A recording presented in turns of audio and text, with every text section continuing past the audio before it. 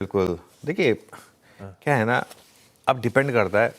कई बार क्या होता है ना, आप एक बुली अग्रेशन करता है, उसके बाद अगर वो पीछे हटता है, लेकिन अगर वो जो सामने वाला है अगर वो भारी पड़ रहा हो उसके ऊपर, तो ज़रूरी नहीं है कि वो भी पीछे हट जाए। बहुत लोगों का मानना है कि इस वॉर में ईरान शायद थोड़ा भारी पड़ा। अमेरिका को उम्मीद नहीं थी कि ईरान इस तरीके की चुनौती देगा। कहीं ना कहीं ये, और कहीं ना कहीं आई थिंक वर्ल्ड वाइड कहीं ना कहीं दुनिया की सिंपैथी थोड़ी ईरान के साथ ज़्यादा थी इस मामले में। भले ही आइडियोलॉजिकल थॉट्स ना हो उनके, लेकिन फिर भी कहीं ना कहीं लोगों को लगा कि नहीं, जो हुआ वो गलत हुआ था। तो खैर, इस बाजार की सबसे बड़ी दिक्कत पता है क्या आशीष?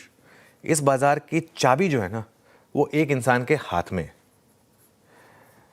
ये मार्केट में कल हुआ क्या है, डोनाल्ड ट्रंप ने एक ट्रूथ डाल दिया, मार्केट में ट्रिलियंस ऑफ डॉलर्स के मूव आ गए। अगर वो नहीं डालते, उसका उल्टा डाल देते, परसों उन्होंने धमकी दे दी, मार्केट में बड़ी गिरावट आ गई। कल उन्होंने कहा कि नहीं, परसों से एक दिन कल उन्होंने कहा कि नहीं अब सब ठीक है, मार्केट में बड़ी रिकवरी आ गई। अब उस आदमी का नाम है डोनाल्ड ट्रंप।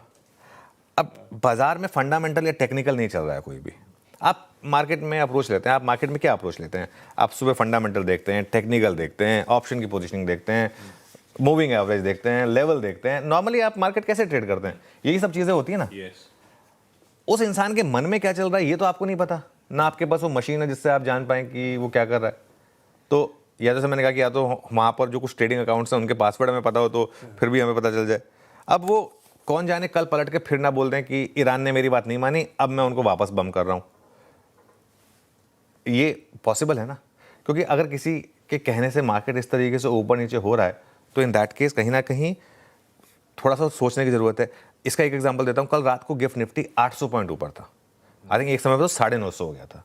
चलो 950 को भूल जाते हैं एक बार के लिए, 800 ऊपर था। अब सपोज करिए कि हम भी, जैसे यूएस मार्केट में 24 आवर ऑलमोस्ट ट्रेडिंग होती है, सपोज करिए हमारी मार्केट में भी फ्यूचर्स में ट्रेडिंग अलाउड होती, रात को 11 साढ़े 11 बजे किसी ने हिम्मत करके कि चलो ठीक है अब तो मार्केट में बड़ी रैली होगी, सोचिए अगर 800 पॉइंट ऊपर ले लिया होता। आज वो 350 रह गया सुबह। कल जो 850 900 ऊपर था, वो सुबह होते होते 350 रह गया। चलिए ठीक है, अब 385 ऊपर है।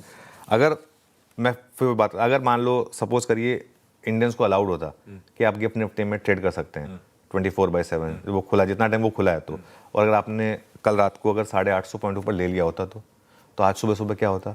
आप 400 पॉइंट नीचे होते हैं उसमें, ठीक है ना। और एक चीज़, आज निफ्टी की वीकली ऑप्शंस एक्सपायरी है, सेंसेक्स की कल मंथली एक्सपायरी है। ऐसे में अगले 2 दिन ना अपने टेम्पटेशन को थोड़ा कंट्रोल में रखिए। बहुत टफ होगा अगले 2 दिन इस मार्केट में किसी भी तरीके का पैसा बनाना। आज तो ऑब्वियसली अगर आपने कल किसी ने हिम्मत करके कॉल ले ली तो उसका तो पैसा बन जाएगा, लेकिन वो प्योर गैम्बल था। कल कोई हिम्मत थी किसी की 3 साढ़े 3 बजे जिस तरीके से मार्केट गिर रहा था उसमें वो ट्रेड लेने की।